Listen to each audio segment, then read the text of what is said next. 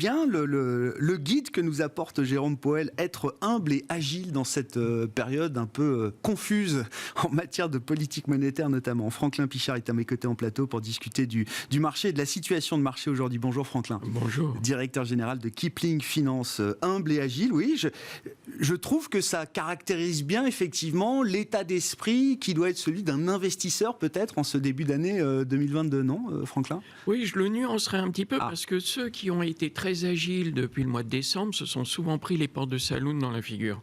C'est très très compliqué de rentrer ou de sortir. On a pu faire des arbitrages, alléger Sanofi, et puis finalement Sanofi n'a pas arrêté de progresser, de se positionner sur des valeurs qui avaient fortement baissé, et puis celles-ci continuent de décevoir. On voit, il y a un chiffre qui m'a interpellé, 50% des valeurs du Nasdaq ont perdu 50% sur les plus hauts du mois de novembre. C'est difficile quand vous gérez des actifs qui vous ont porté, qui ont été rémunérateurs, qui vous ont apporté de la performance, de voir que ceux-là vous plombent depuis quasiment 2 mois maintenant. Donc on est avec effectivement un incontournable. Être agile, on a dû faire de la rotation sectorielle, on a dû rééquilibrer les portefeuilles. On voit qu'aujourd'hui, avec cette menace sur les taux d'intérêt, toutes les valeurs technologiques, les valeurs de qualité ne progressent plus. Elles sont complètement plombées. On voit en revanche, à la faveur des publications, vous avez évoqué les bancaires et il y en a bien d'autres, on voit que ces valeurs-là, on a eu la publication de Pernod Ricard aussi, qui était très bonne, et on voit que toutes ces valeurs-là profitent pleinement d'un rattrapage de marché. Moi, ce que j'ai retenu et qui m'a amusé dans ce que disait Frédéric à l'instant, c'est il va y avoir une rotation. Aujourd'hui, on est un peu au cœur de la tempête, je pense, en ce début d'année 2022, et puis ça va tourner. Alors, soit on veut être très agile et on veut effectivement essayer de saisir les opportunités tous les matins et toutes les semaines. Je pense que c'est un exercice quasiment irréalisable. Je pense qu'aujourd'hui, la sagesse, c'est que les investisseurs doivent revenir à des fondamentaux, revenir un petit peu avec une vision un tout petit peu plus long terme, de se dire, effectivement, il y aura un effet de balancier, que ces valeurs qui sont jetées aux orties aujourd'hui, que sont les techs et autres, ce sont des occasions pour rentrer dessus, pour initier des positions, les renforcer si on était rentré trop haut, et puis de jouer la confiance. On a vu hier, on a parlé un petit peu de détente des taux, on a vu tout de suite Capgemini, ST Micro, Dassault Systèmes, etc., qui reprenaient la tête du CAC. Donc, voilà, moi j'ai envie d'être oui, c'est prudent. Ça. Dans ces histoires-là que vous citez, de croissance, de tech, quand on regarde sur le papier les résultats, il n'y a rien de fondamentalement mauvais. Vous dites, c'est juste un environnement de marché, c'est juste une question de niveau de taux. Tout ça va devoir s'ajuster, mais vous dites, les forces intrinsèques de ces entreprises, elles n'ont pas diminué à travers la crise des 2 dernières années. Alors, non seulement elles ne sont pas mauvaises, ces publications. L'Oréal qui baisse aujourd'hui, alors que les résultats sont excellents. Sauf qu'elles ont à faire face à un vent contraire énorme, c'est leur valorisation. Et on en a parlé précédemment. Ce sont des valeurs aujourd'hui pour lesquelles on a anticiper des résultats extraordinaires à X années et qu'aujourd'hui on se réveille un petit peu en se disant on va peut-être marquer le pas. Deuxième point qu'on a pu évoquer ensemble tout à l'heure en préparant, c'est très sain finalement. Ça permet au marché d'atterrir. On ne voit pas de krach boursier. On voit un marché, ne prenons que le CAC qui est proche de 0. On aurait pu craindre avec ce bouleversement, comme ça vient d'être évoqué par Frédéric et par vos autres intervenants. Tout ce qui se passe est quand même très puissant au niveau des taux d'intérêt, au niveau de l'inflation. On aurait pu avoir une performance ultra négative depuis le début de l'année. Or, le marché tient. Le marché est soutenu. Il y a quand même toujours beaucoup de cash. On voit qu'effectivement, il tient aussi parce qu'il y a beaucoup d'arbitrage sectoriel. Les investisseurs ne sortent pas du marché. Ils sortent de secteurs pour rentrer sur d'autres. Et c'est tout cela qui est quand même relativement rassurant pour cet avenir proche et l'avenir 2022 pour les marchés. Est-ce que c'est déjà, en termes un peu tactiques, est-ce que c'est déjà le moment d'intervenir? Est-ce que vos clients veulent déjà intervenir dans ce marché pour reprendre peut-être des positions sur des valeurs qui ont beaucoup baissé, pour peut-être renforcer des positions sur des valeurs qui n'arrêtent pas de progresser? Ou est-ce qu'il y a un moment, et je sais que c'est aussi une décision de gestion qui est celle de peut-être en faire un peu moins, se mettre à l'écart. Je sais que parfois, c'est aussi des recommandations qu'on peut entendre quand on est investisseur. Alors, le propre des investisseurs particuliers, ils veulent toujours rentrer dans le marché. Ils veulent toujours agir. Ils veulent agir et rentrer. Ils considèrent, ils sont frustrés si ils ne rentrent pas. Mais regardez les publications, la qualité des publications qu'on a eues aujourd'hui. Alors, concernant Total, on a eu 3% de baisse ce matin avec 14 milliards de bénéfices. On va chercher. Ça se reprend, je crois. Ouais, c'est en train de se reprendre. Et c'est là que je veux en venir aussi. Vous avez la publication de L'Oréal.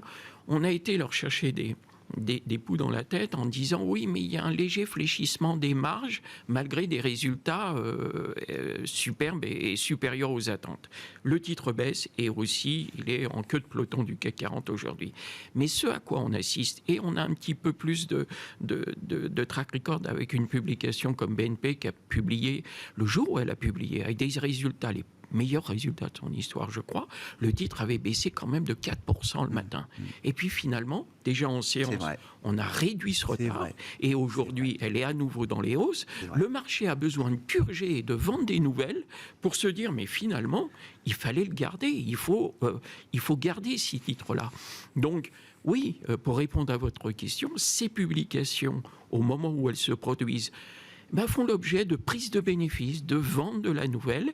Et je pense que les investisseurs particuliers doivent être sélectifs sur ces titres qu'ils publient. Et c'est l'occasion sur la qualité de rentrer et de commencer à initier des lignes. Mais je pense qu'aujourd'hui, contrairement à d'autres périodes, on fait une ligne, on fait 30% de ce qu'on voudrait mettre.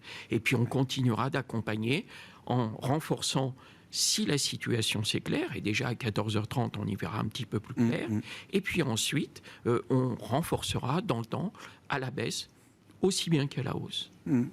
Oui, 14h30, enfin, ce jeudi 10 février, oui, c'est la publication du chiffre de l'inflation américaine pour le mois de janvier.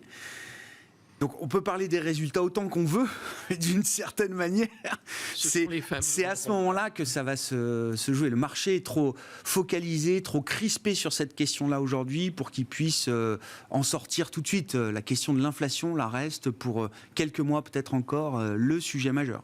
Mais clairement, regardez en novembre, regardez quand on a eu les publications du T2, quand on a eu les publications du T3, immédiatement les marchés sont repartis violemment, portés par des résultats qui étaient supérieurs aux attentes, à un moment où on se posait toutes sortes de questions, tout comme on s'est posé des questions sur les publications du T4. Or, en fait, le bilan pour le moment, c'est que elles sont d'excellentes factures. Alors bien sûr qu'il y a des plantages comme partout, mais elles surprennent très agréablement les marchés. Mais ça ne se traduit pas dans les cours. Effectivement, le vent contraire de l'inflation et des taux sont déterminants aujourd'hui, et ça et la géopolitique sont les deux seuls facteurs que les investisseurs et les opérateurs plus que les investisseurs étant à mon avis un peu plus longs, les opérateurs étant plus des joueurs de PlayStation qui agissent sur le marché à très court terme, et où là, effectivement, ils viennent prendre la main et perturber complètement, contrarier l'évolution normale du marché. Bon. Avec la question du pétrole, et là aussi on en discutait, quand on regarde l'inflation partout dans le monde, il y a quand même une grosse composante énergétique, plus ou moins importante. Je ne dis pas qu'il n'y a que ça aujourd'hui, mais ça reste quand même une partie très importante des chiffres d'inflation qu'on observe. Le pétrole ne baisse toujours pas. Non seulement il ne baisse pas, mais il a continué de battre des records ces derniers jours. Oui, on a eu les stocks hier aux États-Unis qui étaient d'une faiblesse à laquelle les économistes ou les stratégistes ne s'attendaient pas. Effectivement, on a toujours ce prix du baril qui continue de nous pénaliser, tout comme celui du gaz, même si on commence à lire que après le déplacement d'Emmanuel Macron et à Moscou et en Ukraine, la situation semble un tout petit peu, non pas s'améliorer, mais en tout cas, on reporte un petit peu les sujets et du coup, on peut avoir une légère détente sur le prix du gaz et peut-être qu'à terme, on aura une détente sur le prix du pétrole. Les autres éléments, c'était les chaînes d'approvisionnement. On voit qu'aujourd'hui, les tensions sur la chaîne d'approvisionnement se réduisent un petit peu. Donc on a quelques faisceaux positifs sur une évolution moyen terme du marché qui peuvent donner aux investisseurs quand même d'être présents et de ne pas quitter le navire et de continuer à être bien positionnés sur les secteurs au moment où ils publient ou au moment où il y a des trous de marché. Ouais. Bon. Sur l'inflation, là, l'état d'esprit du marché, ça peut conduire à quel type de réaction aujourd'hui? Parce qu'on en parle tellement, c'est un sujet qui est tellement discuté, débattu, que est-ce qu'on peut encore être surpris d'une certaine manière, même si l'inflation continue de progresser? Est-ce que ce serait encore réellement une surprise? Tant on parle de ce sujet, tant on évoque des scénarios, effectivement, qui seraient ceux d'une inflation qui pourrait commencer à déborder. Alors, quand en décembre, on a eu une publication aux États-Unis de 7% annualisé, les marchés ont fait ouf. Et l'ambiance est un petit peu décrispée et on est reparti. Aujourd'hui, de ce qu'on... Le chiffre avait été bien anticipé. C'est ça qui est intéressant, c'est qu'au-delà du niveau très élevé, le consensus des économistes avait vu juste, si je puis dire. Et du coup, pas de mauvaise surprise, donc on respire et on parle. C'est la même chose à 14h30.